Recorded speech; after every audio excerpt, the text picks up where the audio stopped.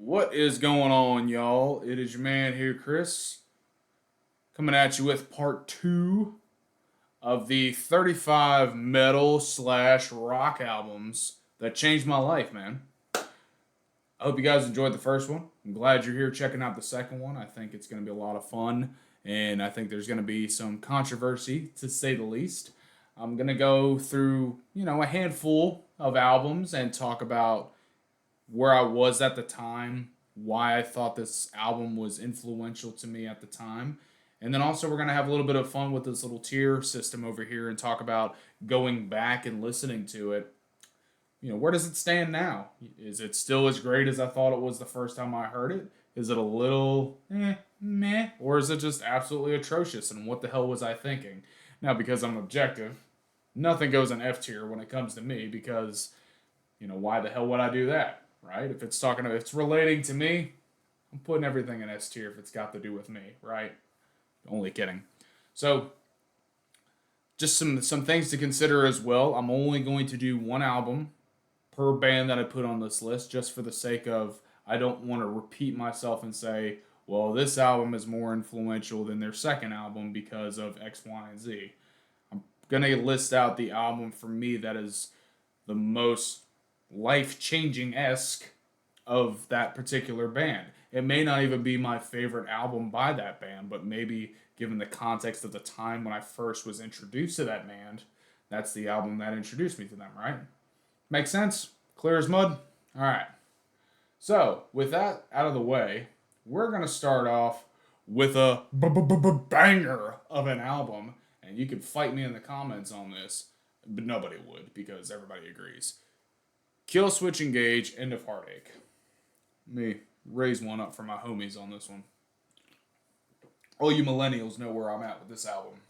Any metalhead millennial. Maybe that should be the name of this. That should be the name of my channel, Metalhead Millennial. This album, I got introduced to Kill Switch Engage. I think this album came out in 2004, so I would have been probably in like ninth or 10th grade. And for me, I got introduced to Kill Switch thanks to Headbangers Ball. I'm going to pause because a lot of people my age are probably having to go remember to take their Metamucil or something at the time. They're going to pause this video and go take their Metamucil for the day. Oh, gee whiz. But I was introduced to Kill Switch with the Headbangers Ball show, if you guys remember that. And then more specifically, the Headbangers Ball album, where it would have bands like God Forbid, Hatebreed, Machine Head, Kill Switch, obviously, Lamb of God. If you guys remember that, you know exactly what I'm talking about. And I remember a buddy of mine letting me borrow this album from him, and I put it on, and I just could not stop playing it. Every song on here is a certified metalcore banger. That's why they are the kings of metalcore in my mind. I don't think that there's too many people that would disagree with that. Maybe a band like Shadows Fall or something, maybe in All That Remains, early All That Remains could compete, but for me, they just have the perfect blend of heaviness, song structure, melody, and of course, Howard's vocals on this album are just second to none. A Bid Farewell is a great song. Fixation on the Darkness, When Darkness Falls. I think Element of One was on Serenade, but when Howard does it, it's yeah. I prefer Howard's vocals over Jesse, although although I think Jesse is great. But this album for me, I can't say enough good things about it. Self-produced album, no less, and it sounds like insert your favorite metal producer did this album. It's that clear and it sounds that huge. I don't think it's any mystery that I absolutely love Kill Switch Engage, even to this day. Easy S tier for me. Very easy for me to put them in S tier. So that's where we're starting at. That's how we're kicking this thing off. And let's keep it moving here. So, moving right along, let's go with something. Yeah, let's go with something kind of classic here. Let's go Black Sabbath Paranoid. I mean, what can you say that hasn't already been said about Black Sabbath? This is the album for sure that I've listened to the most by them from start to finish. It's got my one of my favorite. Everybody knows War Pigs. Everybody knows Paranoid. Fairies Wear Boots is one of my favorite Black Sabbath songs of all time, and this album is just great. Hand of Doom, I believe, is on this one. I can't remember if Electric Funeral is on this one. I think it is. I'd have to go back and listen. But it just Iommi's guitar playing, just how innovative these guys were at the time. You have to think about that as well. This album came out in the early 70s, and nobody had really ever done anything like this before. People always want to contribute like some Zeppelin stuff or Blue Cheer or something.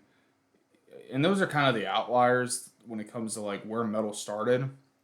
For me, I think it started with Sabbath, right? And I think that this album is just kind of the perfect encapsulation of what Sabbath sound really is. The groovy guitar parts, the kind of not I don't want to say Ozzy has shrieking vocals, but he's got that nasally kind of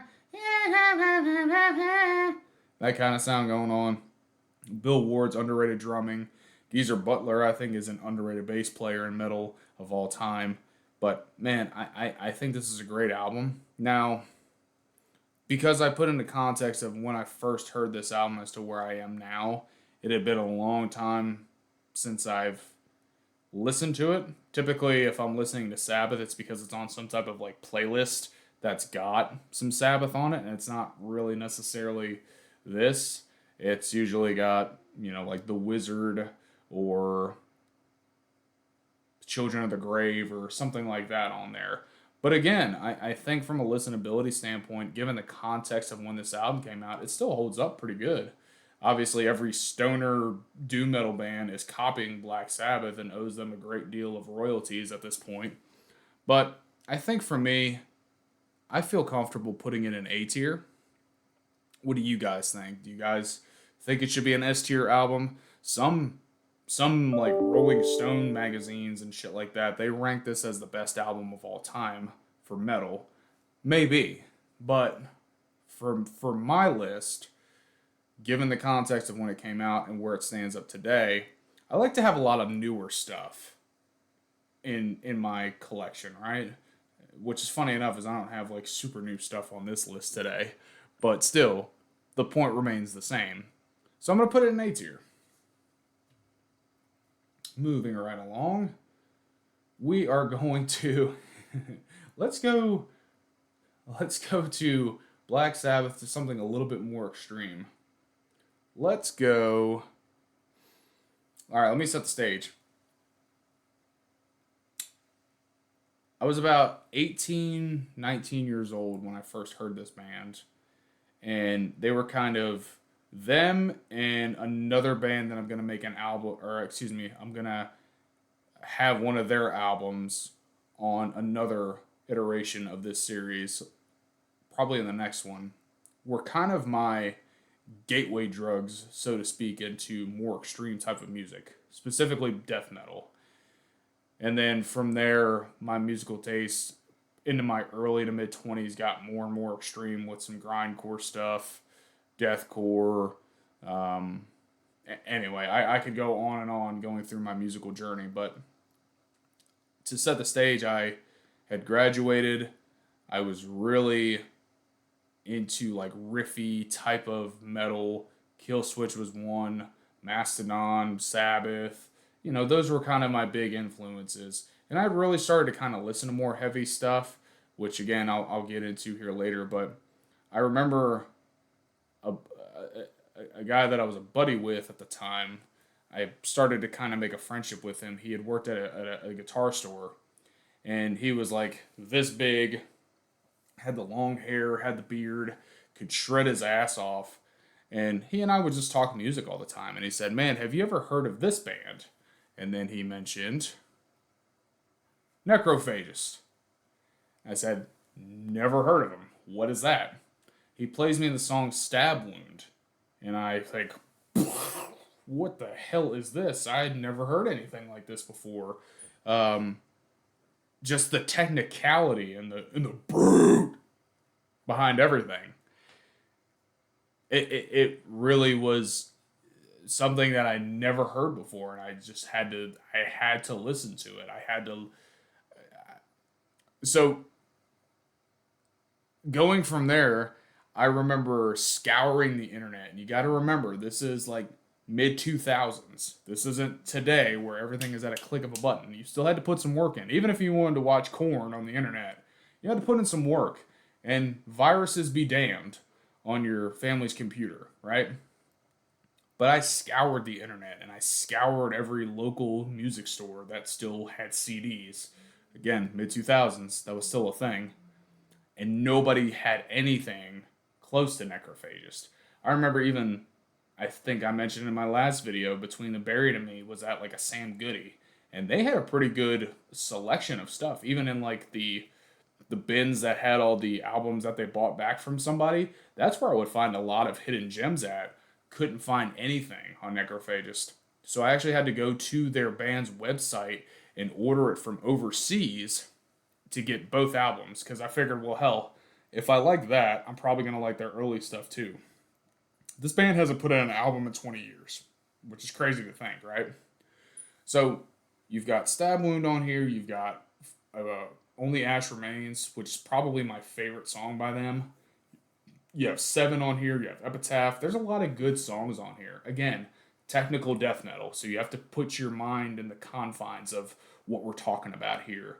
Muhammad's a phenomenal guitar player. Obviously, he's technical, hence the genre technical death metal.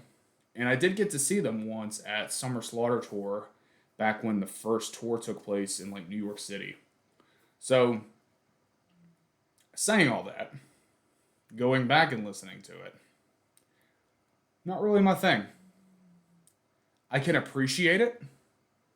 I like a lot of the lead playing on here. I just don't get overly excited about playing 5,000 notes per minute from a rhythm standpoint most of the time.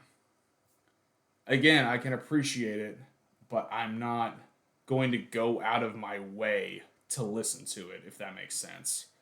So, all that to say, and again, for context, they've only had 2 albums. So I can't really have anything else to compare it to and say, oh, their third album, Bloodlet Anus Gouge, is their best album. You know what I mean? Because this is it. Epitaph and Onset is their catalog essentially.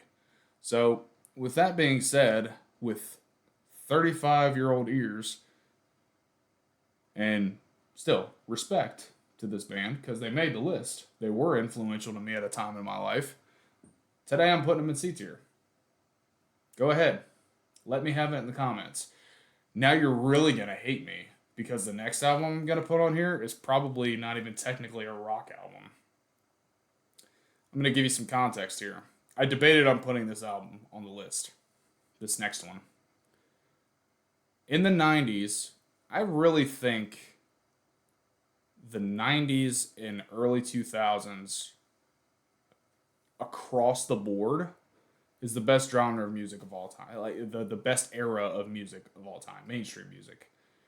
And there's some bias there, obviously, because I grew up in the 90s.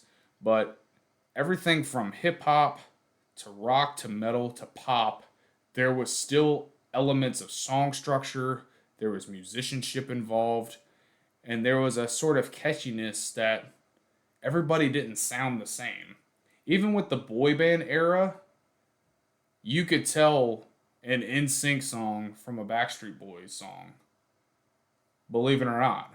But every pop artist that comes on, it's like, oh, this is Lil Cloud 9, or this is Big Mama Fat Ass, or whatever. It all sounds the same to me. It sounds overproduced, auto-tuned like crazy, and it's the same repeating structure over and over and over again. There's no distinction between the verse and the chorus. In the 90s, man, you would have intros, you would have a verse, you would have a chorus, you'd have a second verse, a bridge, a chorus, an outro, whatever. And that was mainstream. And I think a lot of it had to do, and I'm sorry I'm going down a rabbit hole, but I think a lot of it had to do with just there was a lot more experimentation because the technology had gotten so much better that artists had the ability to create longer albums. And also, everything didn't sound so freaking compressed like it did in the 80s. I listened to like some 80s rock, and it hurts my ears to listen to unless it's been remastered.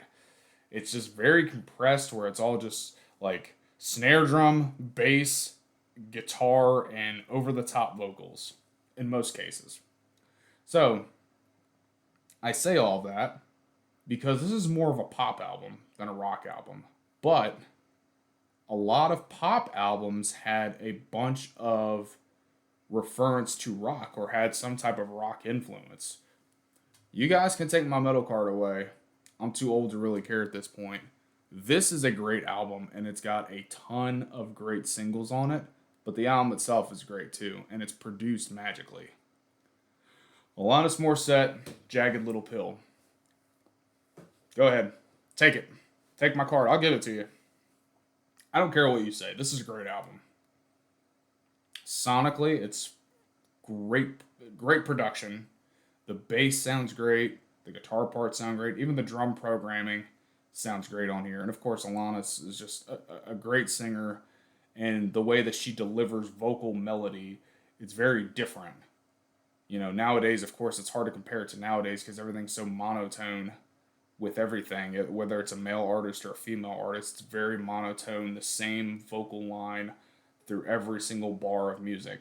Alanis would always have like a different enunciation on a word depending on what the song was. You Oughta Know is a great song. Hand in My Pocket. Ironic is obviously probably her biggest hit. Um, I mean, I don't care. I like this album. I like it a lot. And when I was a kid, it influenced me a lot because she had so many different styles happening within the same album. I remember jamming this album a lot with my stepmom in the car. So a lot of good memories with this album as well. So shout out to Kim. And for me, even listening to it, you know, I listened to it this week as a matter of fact before I made this video. Because again, I debated on putting it on here, and I said, you know what? There's enough rock on here. Flea is on this album. He makes an appearance, and Dave Navarro, for what it's worth, he makes an appearance as well. I don't care. I'm putting in the B tier. Fight me in the comments. I don't care. We're moving on. Okay, you guys will probably give me some of credibility back on this. We're going to do Everybody Knows This Band. Everybody's got a favorite song by this band.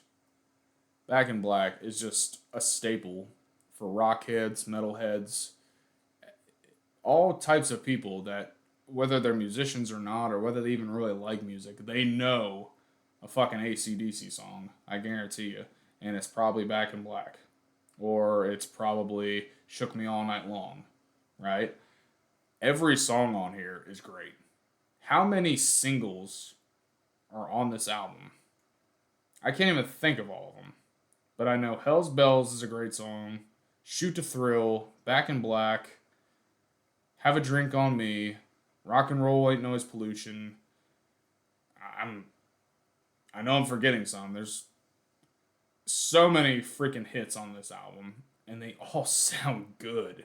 And the album still sounds good 40 something years later.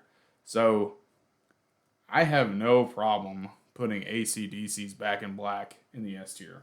No problem whatsoever. I don't think it's debatable. One of the best albums of all time, both in song structure, sonically, and just it's a kick-ass record, man. Sometimes you just need some kick-ass rock and roll in your life, right? So we're putting Back in Black in the S tier. We're gonna move over. Let's do something else from my youth when I was, you know, a guitar nerd and obviously had all the girls knocking on my door because they totally wanted to be with me while I was jamming shit like this. Strapping Young Lad, Alien. You know how many, I want to know how many people went on a date and still kept a date after they played something off of Strapping Young Lad. anything from their catalog. I'm a huge Devin Townsend fan. I really enjoy his musicianship, and I think he's an even better composer, and obviously he's a phenomenal singer. I got to see them do the Sounds of the Underground tour back in the day, and they were really good then. I'm actually more of a fan of Devin's later stuff when he was doing Devin Townsend Project and things like that. I think that's really when he came into his own, and my cat is meowing, and just everything that had led him to that point. Just anyway, I could go on. I think Devin's a great guy, and this album, I remember buying it because I had heard the love song on Headbangers Ball, and I went and found this in like the used bin for like $8.99 or something like that. So of course I bought it, and I'll admit, Strapping is a tough listen, especially this album for me. There's a lot of complex stuff going on. The guitars are obviously heavy. Gene is kicking ass on the drums. Devin utilizes so many layers of not only vocals but just instrumentation on his albums that I believe I believe it's done on purpose. I believe that the overall vibe of this album is supposed to be one of uneasiness, controlled chaos, maybe. But there's a lot going on sonically that it is kind of a struggle to listen to the first couple of times. Shitstorm is one of the heaviest songs I've ever heard in my life, and it still is to this day for me. Love again is the single. It's got the catchiest hook to it. I'll wait for the night to. Yeah, Devin's a great singer. So again, going back and listening to this with 35-year-old ears, a lot of tinnitus. It's it's not my favorite Devin Townsend album by any stretch of the imagination. I really like Addicted. I really like Deconstruction. Empath, I think, is a great album. Uh, but again, given the context of where I was in life at the time when I first heard this, it really opened the doors for some heavier type of music for me. So I think with that, and I'm not saying you have to take this into context. I'm gonna put this in B tier. I'm not saying that it's better or worse than like Alanis Morissette. I'm just saying it's on the same level. For me, S and A tier is something that I can pick up and go listen to any old time, and I'm gonna enjoy the listen. Things on the B, C, maybe even D tier. Well, maybe that's not fair. B and C tier things that I'd be like, oh, I haven't heard this in a while. Let me go back and listen to it. You know what I mean? And D and F are just like, what the fuck was I thinking, right? So let's do a few more because then I want this video to be too long. Let's go. Let's stay within the same vein of some heavy stuff. And to set the stage on this, I bought this album strictly based off of two things. If you guys again remember when Hot Topic had CDs, yeah, yeah, I know. I remember walking into the Lake Charles, Louisiana mall and going to Hot Topic, and they had the big CD rack there with all the promotional CDs that they're like, oh, this is the hot album of whatever, and they would always have some type of description. Gee whiz, and they were like, oh, fans of Meshuggah or fans of whoever, check this album out. Well, I saw this album, and I was thinking, this looks interesting. I wonder what this is. And in hindsight, you could tell just by the artwork itself that this came from Sumerian, right? This has Sumerian Records written all over it. You know, you remember like the Animals as Leaders album artwork, the first couple of Born of Osiris album artworks. Like they all have the same structure, some type of mechanical shit happening in the background with some type of geometric shapes.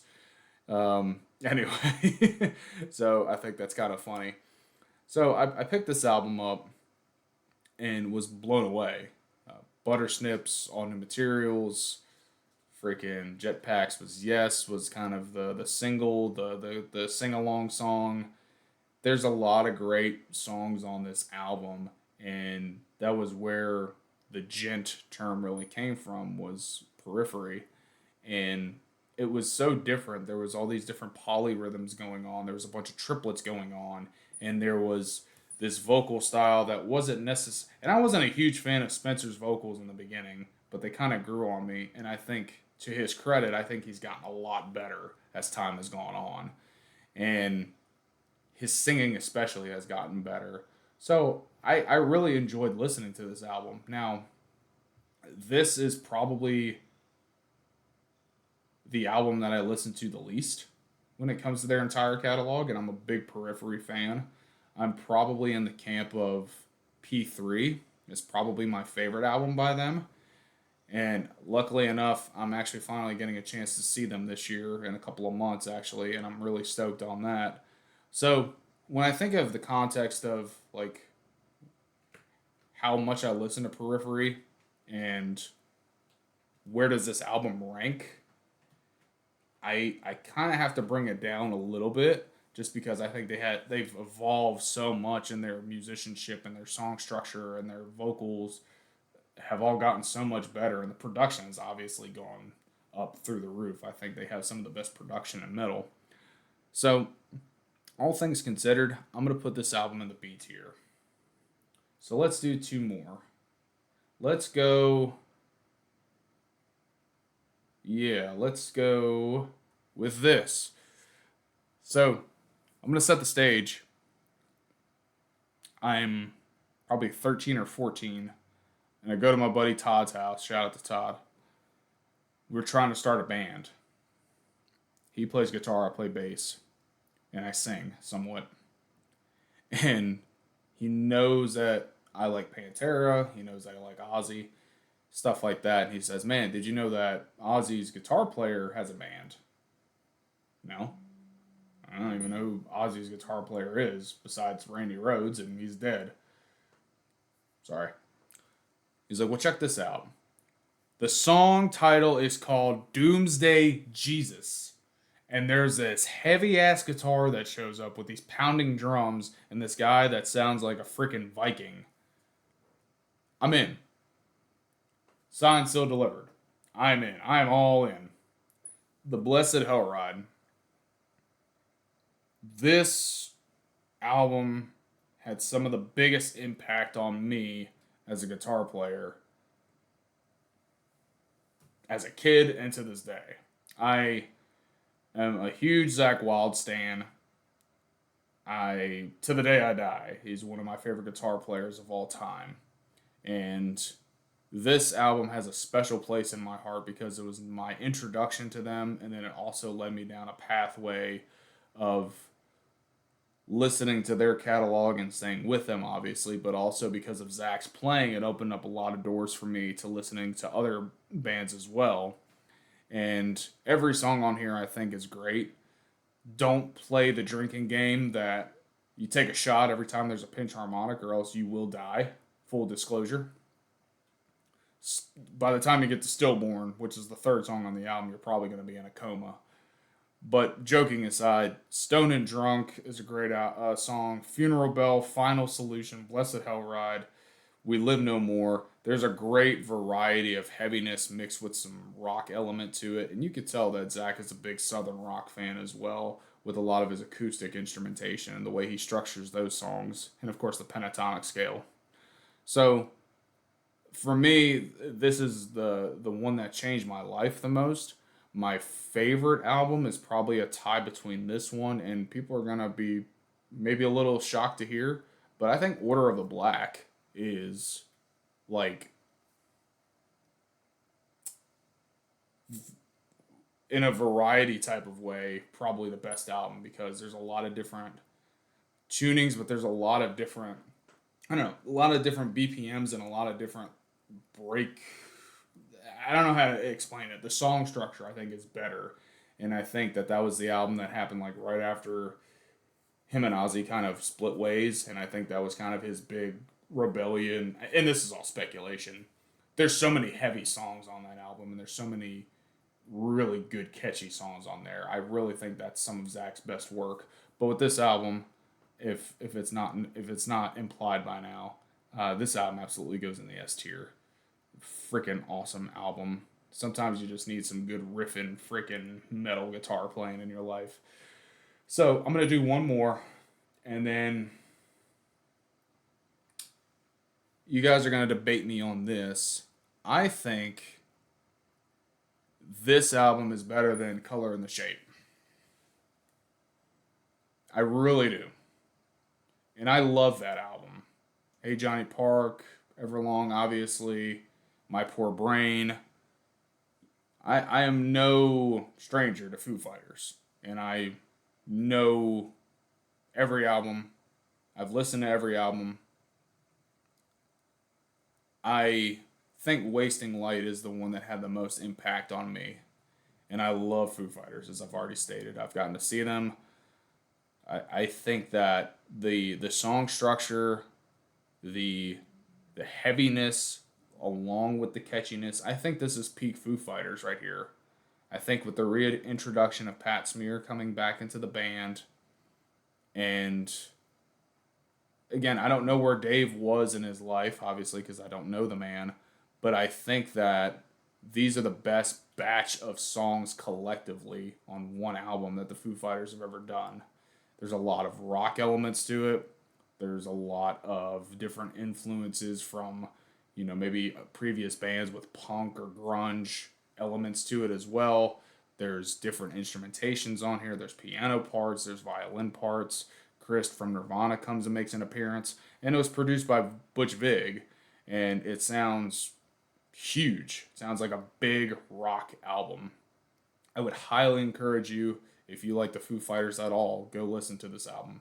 Bridges Burn is, or Bridge Burning, I forget exactly how the verbiage is. That's an awesome song. Of course, Rope is on this album. Learning to Walk Again, or just Walk, excuse me, not Pantera Walk. Orlandria, Dear Rosemary, I Should Have Known. There's so many good songs on this album, and it's just a good journey. It's just a good album sonically, and it's a good album structurally. And again, if you can't tell by now, I'm a huge Foo Fighters fan, and for me, I don't think there's a question. I love this album. I could put it on right now, and I'll listen to it front to back because I love it that much. So it goes on S tier. So that's the second iteration of the tier list. I'm curious to know what you guys think. Maybe you agree, maybe you disagree. Let me know in the comments. What are some albums that influenced you and changed your life in some form or fashion? I'd be curious to know. And I look forward to making the next video and hope you guys enjoy. Check out all the socials down below, TikTok, Instagram, all that good stuff. And hope you guys have a great rest of your day. And thank you for watching the video. Like, comment, subscribe, and we'll check you out next time. Thanks.